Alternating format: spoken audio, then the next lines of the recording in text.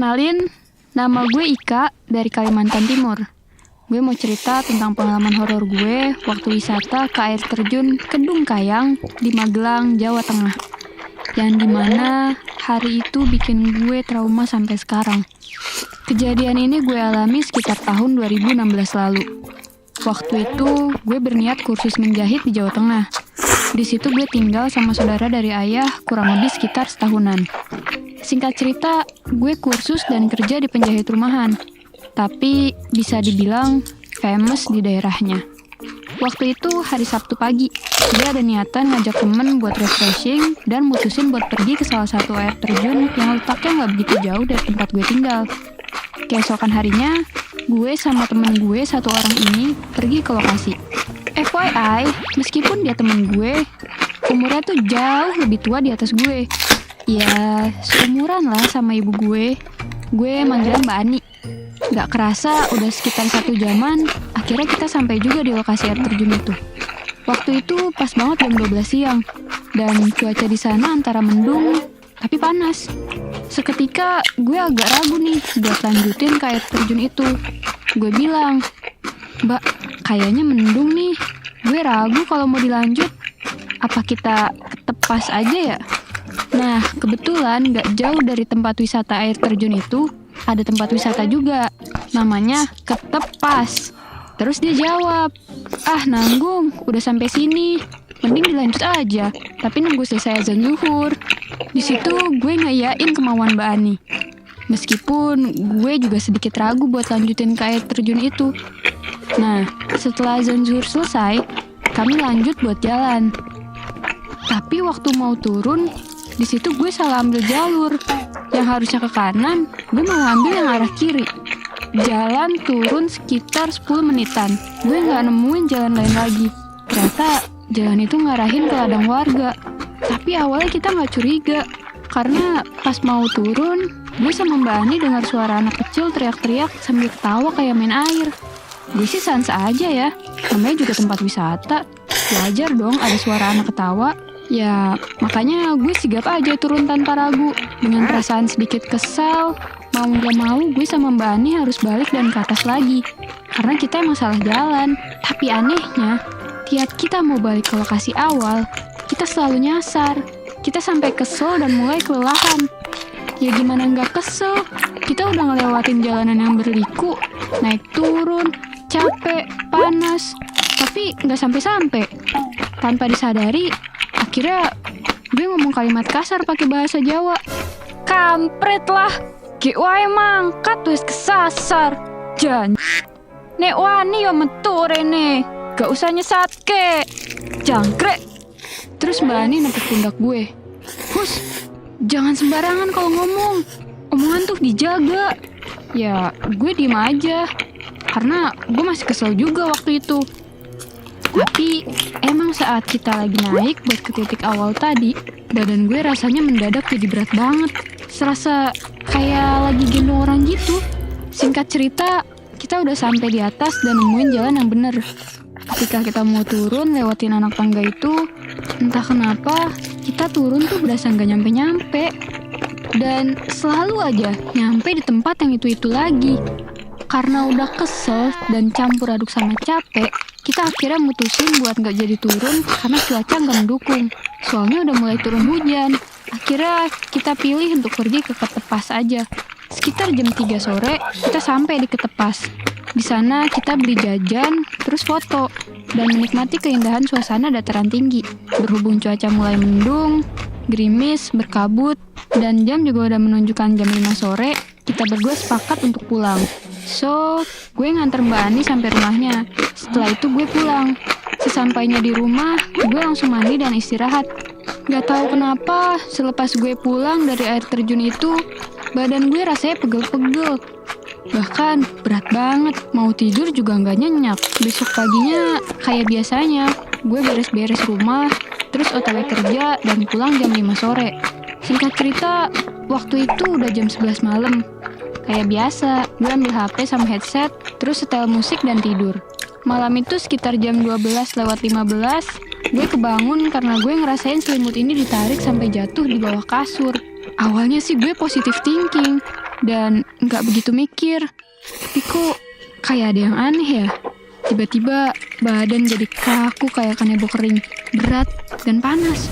Gue kira itu karena efek kecapean. Terus kira gue lanjut tuh buat selimutan lagi dan mulai meremin mata buat tidur. Baru aja meremin mata, belum ada 5 menit kejadian tadi terulang lagi.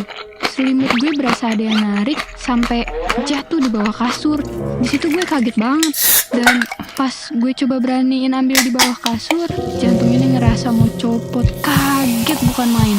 Tangan gue seolah ada yang narik dari kolong kasur. Sumpah, jelas banget. Gue lihat dengan mata kepala gue sendiri, ada tangan pucat dan basah megang tangan gue. Spontan gue langsung narik diri dan menjauh dari kolong kasur. Harusnya gue teriak, tapi gue gak bisa ngeluarin suara. Dalam keadaan masih shock, gue coba pergi ke kamar mandi. Gue juga gak ngerti sih, kenapa lagi kayak gini malah pengen ke kamar mandi. Sialnya, semua lampu itu mati. Mau gak mau, gue harus nyalain lampu satu-satu biar gak gelap ke WC-nya. Tapi, karena gue males nyalainnya, gue cuma nyalain lampu bagian ruang makan dan WC aja. Ngomong-ngomong, yang tinggal di rumah ini ada 3 orang. Gue, Dude, sama nenek. Oke, balik ke cerita. Gue masuklah tuh ke WC. Dan biasalah, lama-lamaan di WC sambil nyalain air keran. Jadi, suara kan agak berisik ya. Di balik suara air itu, gue dengar dengan jelas seperti suara nenek bilang ke gue kayak gini. Dok, awakmu sesuwe tah nang WC. Terus gue jawab, boten mbah, niki sakedap meneh sampun. Dan gue juga refleks nanya balik dong, jenengan badhe teng WC ta mbah? Sialnya, suasana jadi hening. Gak ada respon sama sekali. Gue sempat merinding sih, pikiran gue udah mulai kemana-mana. Tapi gue usahain buat cuek. Habis itu gue keluar. Dan gue kaget juga heran. Kenapa lampu ruang sholat itu nyala? Padahal gue tadi gak nyalain kok. Terus gue coba cek. Ternyata di situ gue lihat nenek lagi sholat. Terus dalam hati gue bilang gini. Oh, nenek lagi sholat. Gue kira siapa? Di situ gue mutusin buat sholat tahajud juga. Karena gue pikir mumpung udah bangun tidur, jadi sekalian aja deh. Di situ gue wudhu dan lewat di belakangnya nenek yang masih sholat. Awal masuk, jujur, gue ngerasain badan masih berat dan bulu kuduk gue makin merinding. Tapi gue berusaha mengabaikan itu. Gue sholat sampai selesai, cuma dalam hati gue ngerasa aneh. Masa nenek belum kelar juga ya sholatnya? Apa masih zikir? Pikir gue. Selesai sholat, gue ngulurin tangan ke nenek buat salaman. Nah, pas gue ajak salaman, tangan nenek tuh dingin banget. Dan nenek juga nunduk terus. Abis itu gue berdoa dong. Terus bilang ke nenek, "Bah, kula rumian ge." Tapi nenek di situ nggak jawab, cuma nengok sedikit, terus ngangguk dan senyum tipis aja. Jujur, gue ngerasa aneh dan merinding sih. Tapi ya udahlah, saat itu gue nggak mau terlalu mikirin. Gue langsung menuju kamar ngelewatin ruang makan.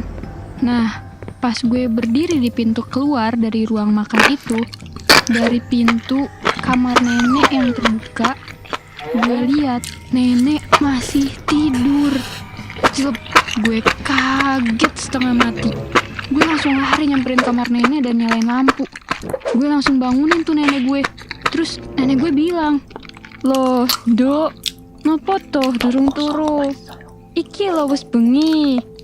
Tanya dia, karena kaget ngeliat gue kayak orang bingung. Terus gue jawab, "Nembe sholat tahajud, Mbah." Gue masih bingung dan belum berani untuk cerita ke nenek. Di situ pikiran gue udah gak karuan. Antara takut, kaget, dan gak percaya. Terus gue coba beraniin jalan ke pintu ruang makan buat ngeliatin ruang sholat tadi.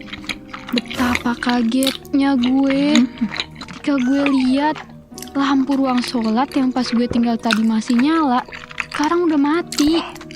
Dan ditambah lagi, gue lihat sosok nenek-nenek pakai mukena, berdiri, dan senyum ngeliatin gue. Di situ gue langsung pingsan dan gak inget kejadian apa lagi. Paginya gue bangun dan ternyata gue udah di kamar. Kepala gue pusing banget. Ditambah lagi, sekarang badan ini gak bisa digerakin sama sekali. Kayak lumpuh total gitu. Gue gak bisa ngapa-ngapain. Cuma bisa ngomong dengan suara kayak berbisik. Waktu itu, gue lagi sendirian di kamar.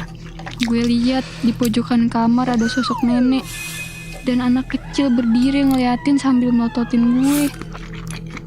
Bude gue kaget ngeliat keadaan gue yang kayak gitu. Yang gak bisa ngapa-ngapain kayak orang lumpuh. 2 hari gue terbujur kaku di kamar. Gue gak bisa ngapa-ngapain selain kedip, makan, minum, dan ngomong lirih. Bude udah sampai bawa dokter ke rumah gue. Tapi kata dokter, gue sehat-sehat aja. Gak ada nunjukin kalau gue ini lagi sakit. Sampai di hari ketiga, Bude bawa Ustadz dari desa sebelah ke rumah kita. Dan waktu Ustadz itu masuk ke kamar, dia kaget lihat gue. Dan kaget lihat kondisi di dalam kamar ini. Kata dia, banyak sosok yang nongkrong di dalam kamar ini. Bahkan yang nindihin badan gue. Beliau langsung bilang sama gue kayak gini, "Dok, Bapak mau tanya, kamu habis dari mana? Terus hal buruk apa yang kamu lakuin?" Di situ gue baru sadar kalau gue pernah ngomong kasar dan gak sopan waktu itu. Akhirnya gue nangis dan bilang ke Pak Ustadz itu dengan lirih, "Pak, tolongin saya." Di situ Pak Ustadz bacain doa dan bawa air putih yang udah diberi doa dan dikasih minum ke gue. Alhasil, alhamdulillahnya badan gue langsung lemes dan enakan. Hawa yang tadinya gak enak berangsur-angsur membaik. Hari itu juga gue langsung membaik meskipun belum seutuhnya. Kata Pak Ustadz, gue harus balik ke sana dan minta maaf. Jadi keesokan harinya gue ke sana ditemani Pak Ustadz itu. Setelah itu Pak Ustadz ngajak gue duduk dan berdoa. Jujur, pas berdoa itu gue denger lagi suara anak kecil ketawa. Terus gak lama nangis dan kayak marah-marah tapi gak jelas suaranya. Ada angin sepoi-sepoi yang ngebuat gue semakin merinding. Selang beberapa menit, beliau selesai baca doa dan bilang, "Insya Allah, semua sudah baik-baik aja." Akhirnya, di situ gue bisa bernafas lega. Terus, beliau ngomong lagi, "Lain kali jangan sembrono ya, Dok. Harus sopan dimanapun kamu berada. Kamu diikuti sampai rumah. Bahkan ada 2 anak kecil yang nempel di badan kamu. Mereka mau masuk, tapi nggak bisa. Dan 1 sosok nenek-nenek. Jadi ada 3 sosok yang nempel di badan kamu. Makanya kamu ngerasa badanmu itu berat. Dan pas kamu tidur berasa lumpuh. Tapi wis, sekarang semuanya udah baik-baik saja. Lain kali kamu harus lebih hati-hati ya." Gue mengangguk dengan lemas dan mengiyakan ucapan Pak Ustadz tersebut. Setelah gue dan Pak Ustadz itu balik dan memohon maaf serta berdoa, semuanya kembali normal seperti biasa. Tapi untuk sosok nenek itu, gue masih sesekali lihat meskipun sekilas aja. Ya, tapi gak sengeri dulu sih. So, please banget jaga tutur kata dan sopan santun dimanapun kita berada. Karena kita tinggal di bumi ini gak sendirian. Jadi, bijaklah dalam berperilaku. Nah, kalau kalian suka cerita kayak gini, jangan lupa like, comment, subscribe channel Gue Punya Cerita. Dah!